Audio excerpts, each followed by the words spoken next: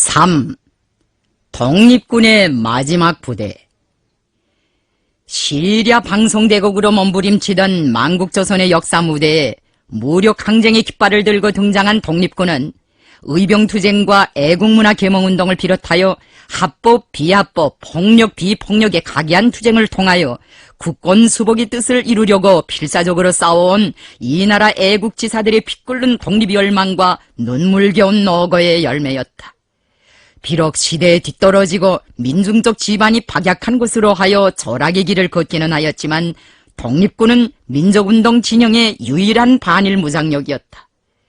위대한 수령님께서는 정언이나 구걸의 방법으로가 아니라 정검으로서 일제를 타승하려 한 독립군의 지향을 귀중하게 여기시고 항일혁명의 봉화를 축혀드신 첫날부터 그들과의 사업에 시정 많은 힘을 기울이시었다. 일찍이 남만의 양사령을 찾아가시던 그때로부터 항일 일선에서 독립군과 함께 어깨를 나란히 하고 싸우게 되기를 갈망하시던 수령님의 그 숭고한 경륜과 투철한 애국 의지는 여러 해가 지나서야 드디어 결실을 보게 되었다.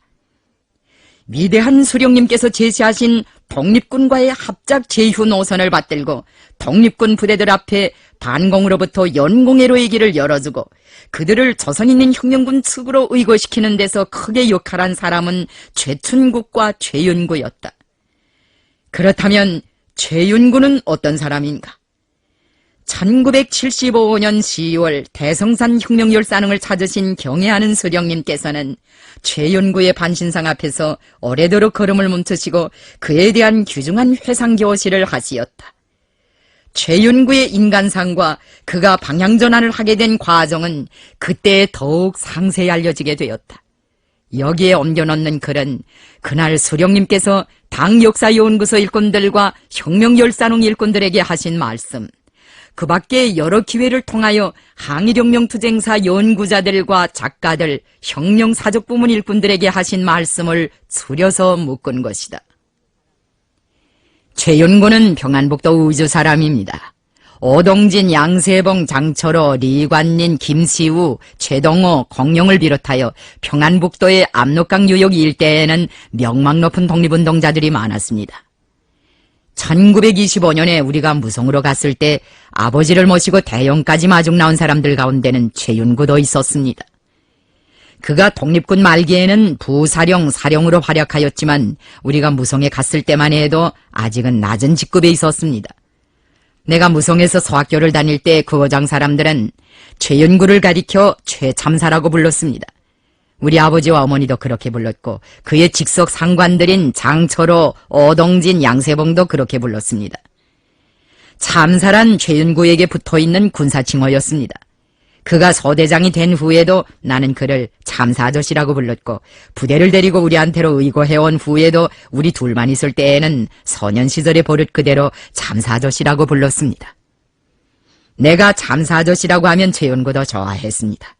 우리가 그를 보고 소대장님이라고 불렀다면 그는 오히려 서먹서먹해 하였을 것입니다. 최윤구는 지지하게 말을 많이 하지 않는 사람이었습니다. 그 대신 가슴속에 많은 말을 안고 사는 사람이었습니다. 입이 무겁고 속이 깊고 통이 크고 배짱이 센 그는 전형적인 무관형의 인물이었습니다. 우리 아버지는 그가 어려서부터 다리에 모래주머니를 차고 다니며 스스로 무술훈련을 한 사람이었다고 하였습니다. 어려서 무술훈련을 시작한 것이 사실이라면 그가 일찍부터 뜻을 크게 가지고 산 사람이었다는 것을 알 수 있습니다. 압록강반에 의병과 독립군이 자주 나타났으니 소년 시절부터 그들에게서 영향을 받지 않을 수 없었을 것입니다. 최윤구의 아버지는 야장간 일을 하였습니다. 최윤구도 소당 공부를 좀 하고 나서는 10살을 넘기기 바쁘게 아버지를 도와 야장간에서 일하였다고 합니다. 한 번은 그가 추운 겨울에 우똥을 벗어내치고 냉수마찰을 하는 것을 보았는데 격술 선수들처럼 온몸에 힘살이 울퉁불퉁했습니다.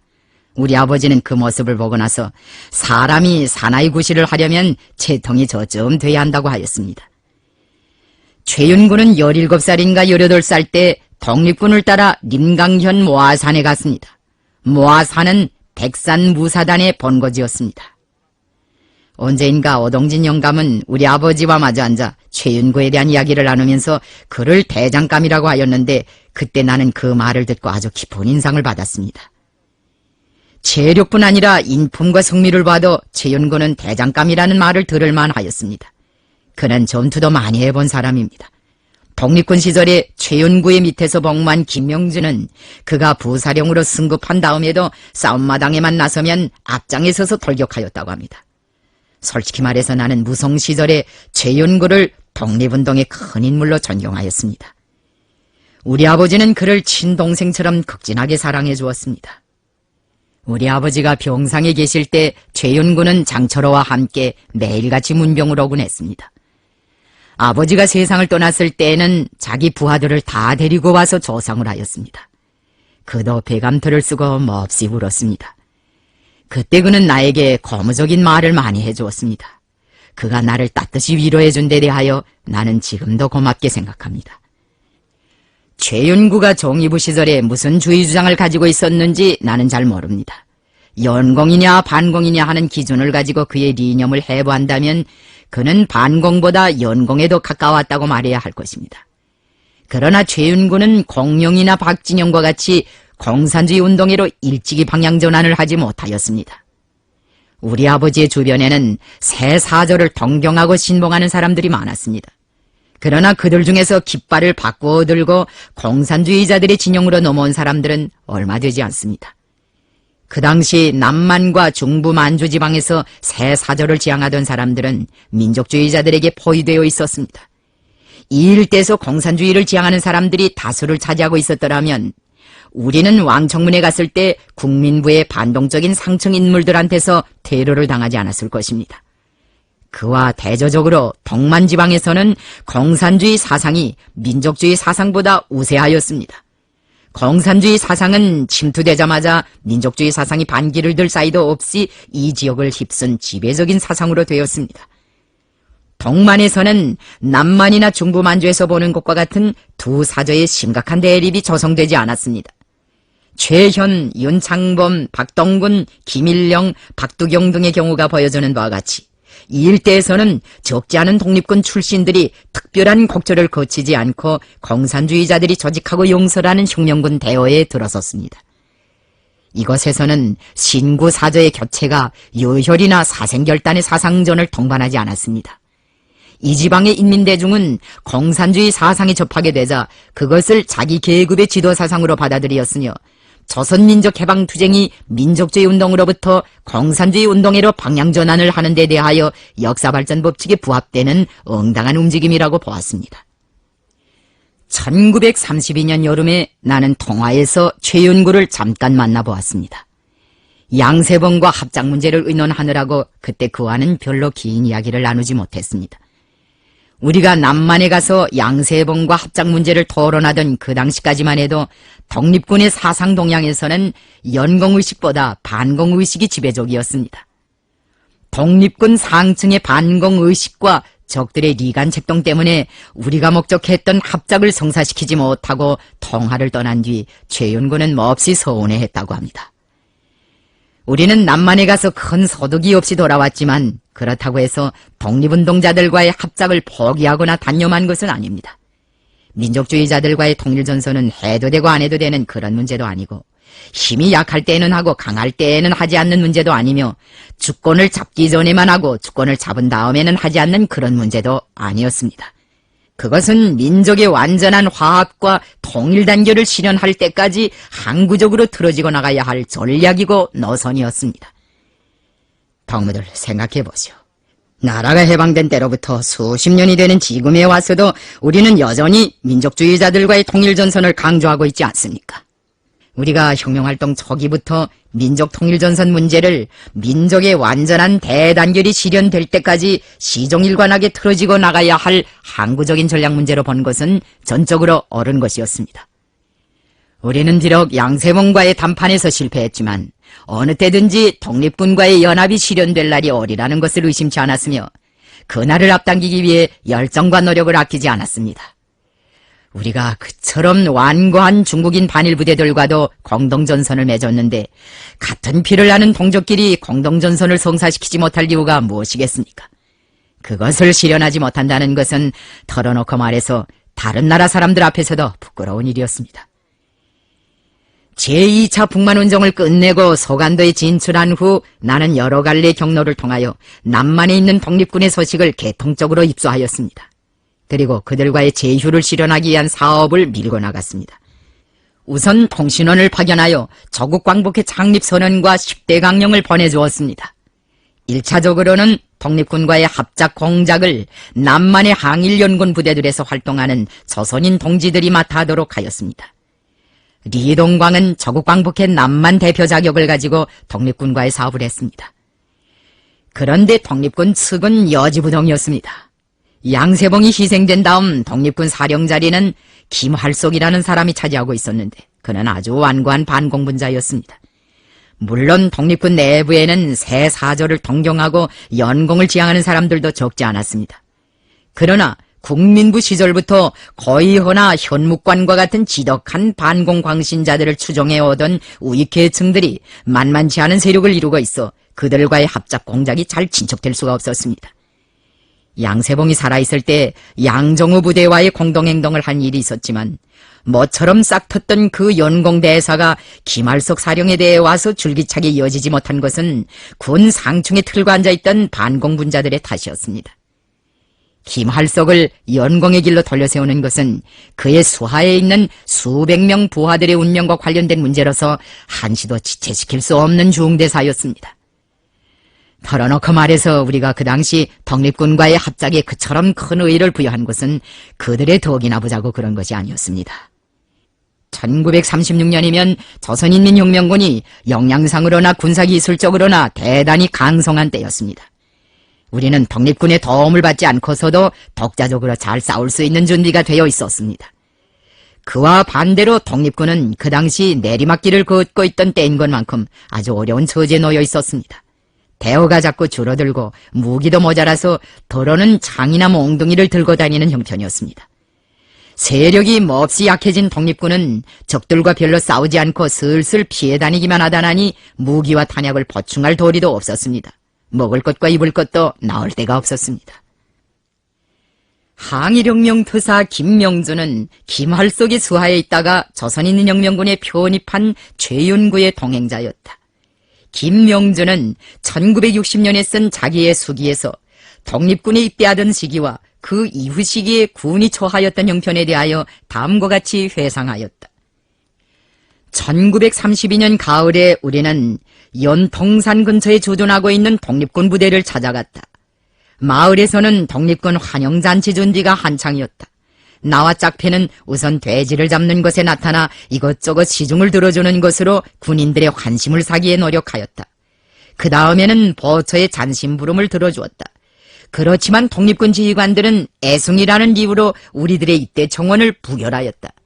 그날 밤 우리는 강심을 먹고 이동하는 부대의 뒷공무니를 바싹 뒤쫓아갔다. 나와 짝패는 독립군이 가닿는 마을마다에서 그들의 시중을 열성스럽게 들어주었다. 우리의 끈덕진 시중과 참군 요리에 감동된 중대장은 마침내 입대를 승인하였다. 그때의 기쁨을 무엇이라고 말해야 할지 모르겠다. 그러나 입대 후 우리는 얼마 안 가서 독립군이 우리가 꿈꾸던 그런 군대가 아니라는 것을 알고는 실망하였다. 우리가 그렇게도 동경하던 독립군에는 무기가 없어 몽둥이를 들고 다니는 사람도 있었다. 입대하면 곧 총을 받을 줄 알았는데 나 역시 처음에는 총이 없다 보니 보초군무에 나갈 때마다 매번 선배군인의 토퉁을 빌리곤 하였다. 조선인민혁명군에 편입한 김명준은 서부대 활동 시기 원동의 훈련기지에 있을 때 위대한 수령님의 몸 가까이에서 몇 해 동안 생활하였다. 위대한 수령 김일성 동지께서는 김명준을 통하여 김할석 사령이 이끌던 독립군의 생활을 이모저모로 깊이 요해하시었다. 그이께서는 독립군이 최윤구를 따라 조선인민혁명군에 편입한 것은 우리나라 민족주의 운동 발전에 하나의 필연적인 귀결로 된다고 말씀하시었다. 독립군은 무기를 인민들한테서 징수한 모연금으로 해결한 것처럼 먹고 입고 쓰는 문제도 인민들을 통하여 해결하였습니다. 관할구역의 주민들에게 연저라는 이름으로 세금을 부과하고 그것을 의무적으로 납부하게 하였습니다. 징수를 맡은 사람들은 대장을 펼쳐놓고 세대별로 주민들을 불러다가 한 사람 한 사람씩 납부 종령을 따지었습니다. 지정된 납부액을 바치지 못하는 사람들이 있으면 역설을 하든가 볼기를 쳤습니다. 과거의 정의부가 그랬던 것처럼 국민부의 군대도 남만의 틀관자 한 개 독립국가 맞먹는 행세를 하였습니다. 김명준의 말에 의하면 독립군은 1930년대 중기부터 본래의 사명을 저버리고 점차 토비처럼 되어갔다고 합니다. 독립군의 한 서부대는 식량 사정이 곤란해지게 되자 압록강가에 나가 뗏목꾼들의 식량까지 털어냈습니다. 토비로 가장한 다음 물목을 지키다가 공포를 몇 방 쏘아 뗏목을 강제로 기슬게 끌어다 붙이게 하고 막무가내로 식량을 빼앗아내곤 했는데 이거야 어디 독립군이 할 짓입니까? 아무리 궁여지책이라 해도 분수가 있지 않습니까? 인민의 보호자 구원자가 되어야 할 독립군이 이 지경으로 타락하고 부패 변질되었으니 얼마나 부끄러운 일입니까? 독립군 내부에서는 점차 군기가 문란해지고 도주자가 연달아 생기었습니다. 김명준 내 소대장도 지휘부의 괴짝 속에서 사령의 도장과 총, 돈 등을 훔쳐낸 다음 직일병과 보초병을 데리고 도주하였다고 합니다.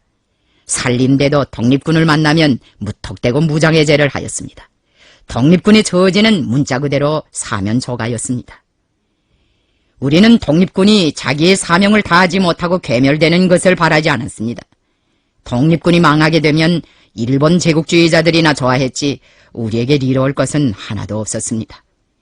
적지 않은 애국지사들이 독립운동의 길에서 물러서거나 적들의 노복으로 굴러떨어지고 있을 때 그래도 독립군이 장군 당시의 처지를 버리지 않고 하나의 군사 역량으로서 존재를 유지해간다는 것은 민족을 위해서 고마운 일이었습니다.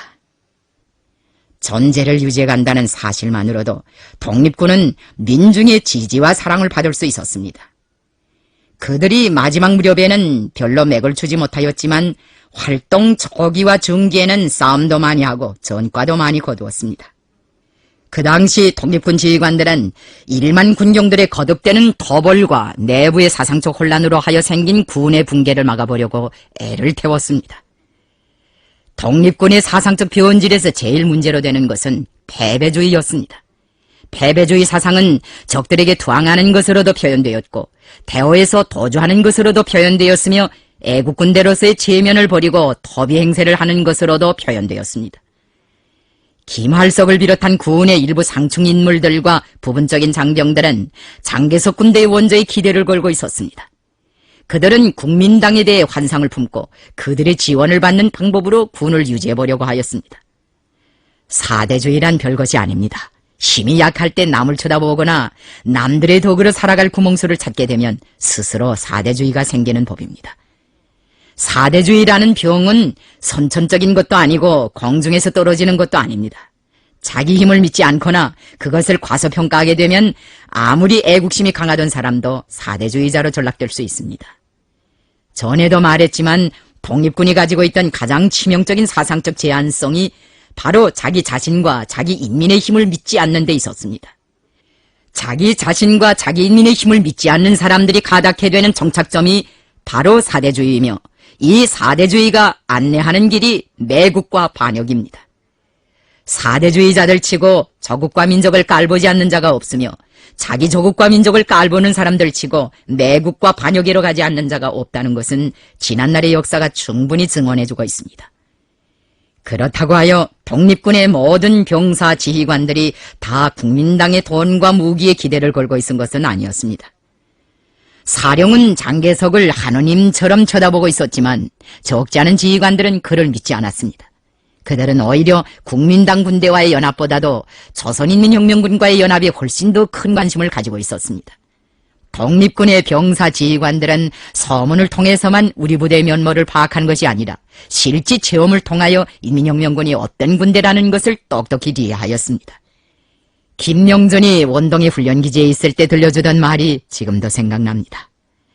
어느 해인가 김명준이 소속되어 있던 독립군의 서부대는 즈반현의 어느 산간부락에서 우연히 인민혁명군의 한 서부대를 만난 적이 있다고 합니다. 깊은 밤중에 마을을 찾은 독립군 서부대는 잠자리를 마련해보려고 어떤 집 문을 두드렸습니다. 그런데 그 집을 인민혁명군의 서부대가 차지하고 있었습니다. 인민혁명군 대원들은 독립군의 서부대가 숙소를 마련하지 못해 이 집 저 집 돌아다니던 참이라는 것을 알게 되자 자진해서 자기들이 들었던 집을 선뜻 내주었습니다. 식량이 떨어졌다는 말을 듣고는 쌀도 덜어주었습니다. 밤중에 소변을 보려고 밖에 나간 독립군 대원들은 놀라운 전경을 목격하였습니다. 인민혁명군 대원들이 꺼져가는 우동불 투리에 따바리 모양으로 빙 둘러누워 서로 껴안고 노숙을 하고 있었던 것입니다. 그들에게는 포단도 없고 이불도 없었습니다. 그저 강낭집을 깔고 자더라는 것입니다.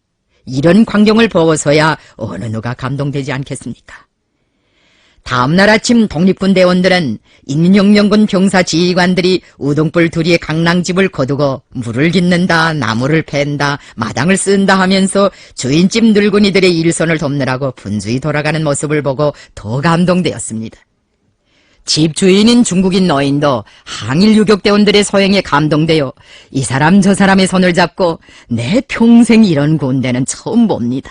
당신들이야말로 진정한 인민의 군대, 우리의 군대입니다. 하고 지하했습니다. 이 사실은 김명준 내 서부대 성원들의 입을 통하여 독립군의 상하층이 다 아는 유명한 화제거리가 되었습니다. 최윤구도 그 일화를 듣고 큰 충격을 받았다고 합니다. 독립군 병사들의 마음이 인민혁명군 편으로 쏠리는 것은 막을 수 없는 흐름으로 되었습니다.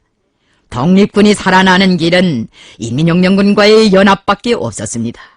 연공만이 살 길이요 합작만이 유일한 출로였습니다.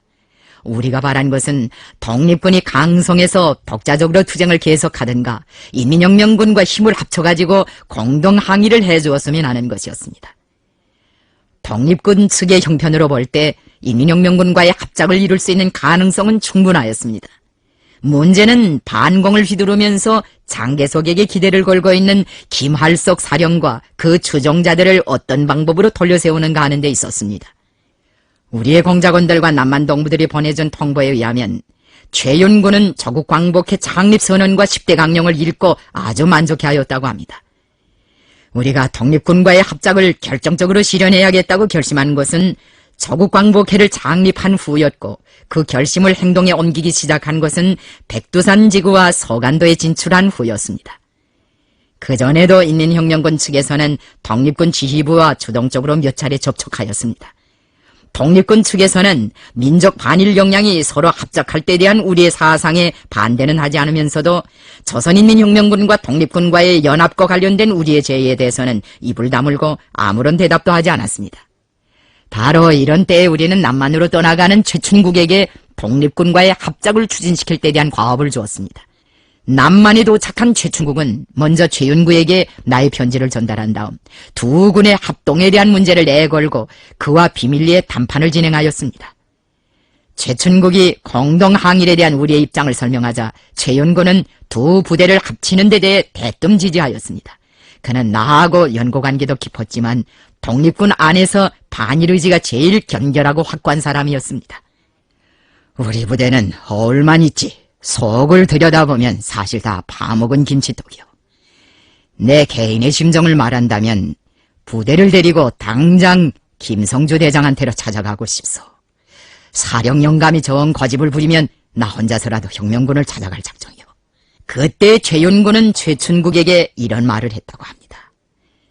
최춘국은 우리는 독립군의 분열을 바라지 않는다. 부사령 선생이 자기 지지자들을 데리고 백두산으로 오는 것도 좋지만 어떻게 하나 사령 영감을 잘 이해시켜 조선인민혁명군과 연합을 하게 해보라고 최윤구를 설복하였습니다. 최윤구는 사령을 구슬릴 자신이 없다고 하면서도 공동항의를 성사시키기 위해 있는 힘을 다 바치겠노라고 약속하였습니다. 공동전선을 해야 살 길이 열린다는 것은 그가 단연간 독립군에서 민족운동의 부패 변질 과정을 직접 목격하면서 얻은 교훈이었습니다. 김할석은 부대를 3개로 쪼개어 분산활동을 하는 방법으로 독립군의 손실을 덜려고 했지만 그것은 미봉책에 지나지 않았습니다. 민중 속의 뿌리를 튼튼히 내리지 못한 독립군은 역량을 보충할 만한 후비를 가지고 있지 못하였습니다. 최윤구는 어찌하여 독립군은 쇠퇴해 가는데 인민혁명군은 번성해 가는가? 어찌하여 독립군은 군기가 문란해져 수습하기 어려운데 인민혁명군은 군기가 점점 더 강해져 적들조차 아우성을 치게 되는가? 어찌하여 독립군은 백성을 노략질하지 않으면 살아가지 못하는데 인민혁명군은 백성의 재물을 침해하지 않고서도 먹고 입고 쓰고 사는가? 어찌하여 독립군은 일본군만 만나면 연전 연패하는데 인민혁명군은 연전 연승하는가? 어찌하여 독립군은 인민혁명군을 쓴 외보듯 하는데 인민혁명군은 독립군을 우군으로 보는가 하는 고민에 잠겼습니다. 최윤군은 그 원인을 민중적 기초에서 찾았다고 합니다. 독립군이 광범한 인민대중의 적극적인 지지 성원을 받지 못하고 고군분투하는 것도 민중적 기초가 약한 데 있고, 부패 변질 과정을 멈춰 세우지 못하는 것도 민중적 기초가 견실하지 못한 데 있다고 보는 것이 그의 견해였습니다. 최윤군은 민중을 떠나서 민중 위에 군림하고 있는 독립군의 전망은 암담하지만 민중 속에서 태어나 민중과 운명을 같이 하는 인민혁명군의 앞길은 무한히 창창하다고 생각하였습니다. 독립군의 민중적 기초가 약한 것은 달리는 될래야 될 수 없는 필연적 현상이었습니다. 독립군의 활동과 지향은 민중 중심의 사상과는 인연이 먼 부르주아 민족주의 사상에 그 기초를 두고 있었습니다. 이 사상의 특징은 근로대중을 혁명의 주인으로 보지 않는 데 있었으며, 그로부터 각계각층의 광범한 반일 애국 역량과의 통일을 달가워하지 않고 공산주의를 배척하는 데 있었습니다. 최윤군은 독립군이 쇠퇴, 고립, 붕괴되어가는 근본 원인을 바로 여기에서 찾고 인민혁명군과의 연합을 실현한 다음 공산주의자들이 구축해놓은 민중적 기반 위에서 활동할 때에만이 민족 앞에 지닌 본연의 사명을 충실히 수행할 수 있다는 결론에 도달하였습니다. 하지만 김할석은 인민혁명군과 연합하면 리덕은 공산주의자들이 얻고 독립군은 자기 존재를 끝마치게 된다고 하면서 합작 제의를 무시해버렸습니다. 독립군이 설사 명이 모자라서 망하게 되더라도 공산주의자들과는 한가마밥을 먹지 않는다는 것이 김할석의 입장이었다고 합니다. 그는 공산주의자들의 선전에 속지 말라. 그 사람들은 계급투쟁밖에 모르는 인간들이다. 그들이 통일전선을 한다는 건 일시적인 속임수이다. 안팎이 다른 사람들이니 그들과는 등을 돌리고 지내는 게 상책이다라고 하면서 반공 입장에서 한 발자국도 뒤트려 하지 않았습니다. 사령과 부사령의 담판이 공회전을 거듭하고 있는 사이에 부대의 형세는 몹시 악화되었습니다. 식량과 피복이 떨어진 데다가 적들의 포위 속에 빠져들어 옴짝달싹 못하게 되었던 것입니다. 엎친 데 덮치는 격으로 도주하는 사람, 귀순하는 사람, 굶어 죽는 사람들이 연방 생겨나는 바람에 장병들의 사기는 형편없이 떨어졌습니다. 최윤군은 마지막 결판을 낼 작정으로 사령과 최종 담판을 하였습니다. 당신이 만일 나의 제의에 응해 나서지 않는다면 할 수 없다. 대우가 두 쪽으로 갈라지는 한이 있더라도 나는 연합을 지지하는 사람들을 데리고 당신 곁을 떠나는 수밖에 없다. 결단을 내리지 못하고 이 이상 더 여기에 앉아뭉개다가는 우리가 전멸당하고 만다. 장개석을 찾아가든지 김일성을 찾아가든지 각자가 소망대로 행동할 수 있는 자유를 허용하라고 들이댔습니다. 막다른 골목에 빠진 김할석은 그 제의에 동의해 나섰습니다. 그의 지령에 따라 독립군의 전체 병사 지휘관들은 한자리에 모였습니다. 사령은 부대가 겪고 있는 어려운 처지에 대하여 비장하게 설명하고 나서 당신들 중에서 김일성 부대를 찾아갈 의향이 있는 사람들은 앞으로 나서라고 말했습니다. 부하들은 처음에 그런 말을 듣고도 움직이지 않았다고 합니다. 사령의 속심을 알지 못했으니 그럴 수밖에 없었습니다. 그가 혹시 연공분자들을 색출해가지고 어떻게 하자는 건지 어찌 알겠습니까? 맨 처음으로 대열 앞에 나선 것은 김명준이었다고 합니다.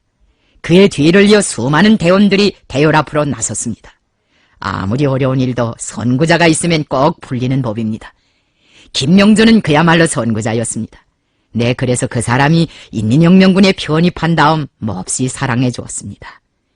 그때 내 결심을 부채질해준 분은 최윤구 부사령이었습니다. 그분은 한마디의 말도 하지 않았지만 눈빛으로 우리를 격려해주고 결심대로 행동할 것을 요구하였습니다. 먼 훗날 김할석 사령의 수하에서 떨어져 나가던 때를 회상하여 김명준은 이렇게 말했습니다. 그렇게 되어 부대는 두 쪽으로 갈라지게 되었는데 갈라지고 나서는 다들 울었다고 합니다. 김할석 사령도 울고 최윤구 부사령도 울고 울지 않은 사람이 없었다는 겁니다. 한 몸이 둘로 갈라진 세민이 그 아픔과 고통이야 오죽했겠습니까? 독립군은 두 배로 나뉘어 조선이 독립되는 날 다시 만날 것을 기약하고는 각각 다른 방향으로 떠났습니다.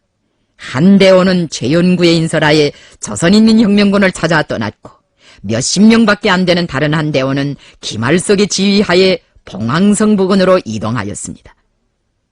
남만지방에 유일하게 남아서 일본 제국주의자들에게 저항하던 국민부의 군대는 이렇게 해체되었습니다. 나는 먼 길을 애돌아서 이렇게 성조대장의 곁으로 찾아왔어. 곧바로 올 수도 있는 길이었는데 우리가 너무도 우유부단했거든. 이것은 최윤구가 남패자에서 우리에게 한 말입니다. 나는 그의 의거를 진심으로 찬양하였습니다.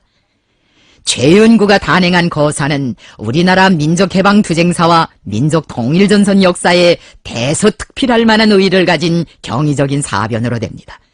그것은 항일무장투쟁 초기부터 우리가 시종일관하게 실시해온 통일전선 정책의 승리였으며 조국 광복회 10대 강령을 관철하기 위한 투쟁에서 공산주의자들이 쌓아올린 또 하나의 답이었습니다. 조선인민혁명군과 독립군의 연합은 공산주의자들과 민족주의자들이 반드시 따라 배우고 참고로 삼아야 할 하나의 선구적인 본보기로 되었습니다. 그 본보기를 창조한 공로자들인 최춘국과 최윤구의 업적은 우리나라 민족통일전선운동 역사와 민족 대단결 역사의 한 페이지를 당당히 차지할 수 있습니다. 그래서 나는 최윤구를 잊지 못하고 있습니다. 최윤구는 연공의 선구자이며 그 실천자라고 말할 수 있는 도량이 큰 사람입니다. 이런 사실을 보더라도 항일무장투쟁사를 전문하는 역사가들은 민족통일전선운동사를 서술할 때 반드시 최윤구의 업적을 큼직해서 놓아야 할 것입니다.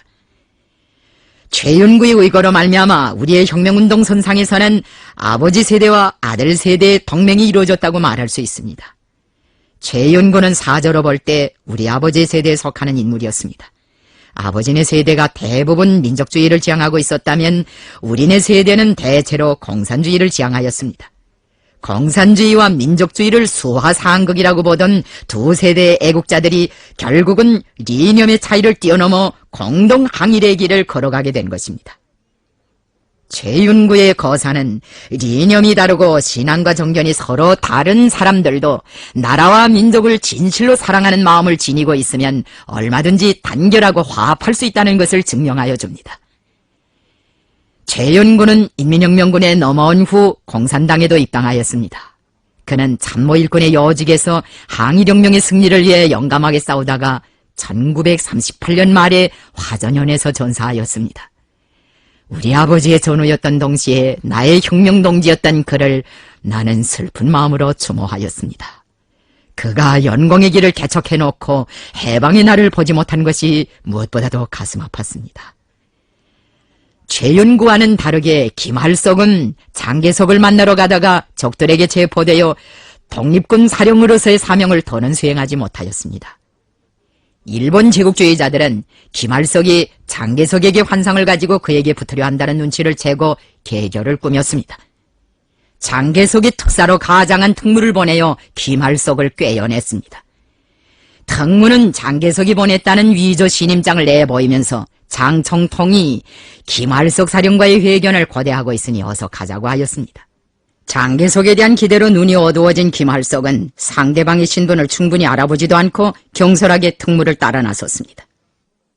특무는 그를 곧장 헌병대 사령부로 유인해 갔습니다. 김할석의 운명을 망친 것은 결국 반공병과 사대주의병이었습니다.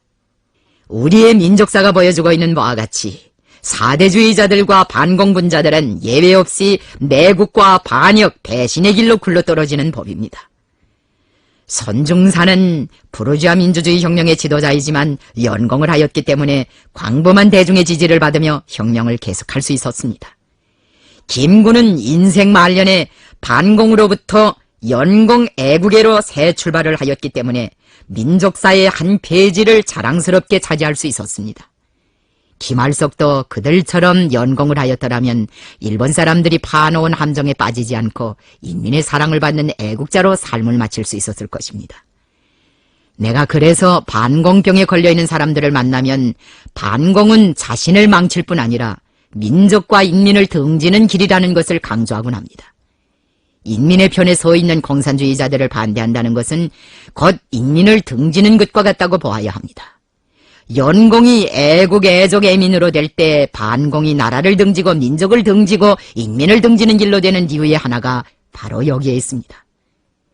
최윤구를 따라 인민혁명군으로 넘어왔던 김명준도 일생 동안 혁명을 충실히 해오고 있습니다. 해방 후에는 오랫동안 나의 부관으로 사업하였습니다. 그는 고지식하고 순박한 사람인데 늘 우리 가까이 있으면서 나를 많이 도와주었습니다. 김종일 동무는 김명준이 독립군에 있던 마지막 사람이라고 하면서 그를 내세우고 잘 돌봐주고 있습니다. 홍춘수도 독립군에 있다가 인민혁명군에 편입하였습니다. 조국왕복을 위한 투쟁의 나날 독립군 부대가 조선인민혁명군에 합류하여 일제 침략자들을 반대하여 싸운 역사적 경험은 오늘 북과 남 해외의 모든 민족 애국 역량이 사상과 이념 정견을 뛰어넘어 하나로 단합하여 외세와 공동으로 싸워야 하며 또 싸울 수 있다는 것을 웅변으로 실증해주고 있습니다.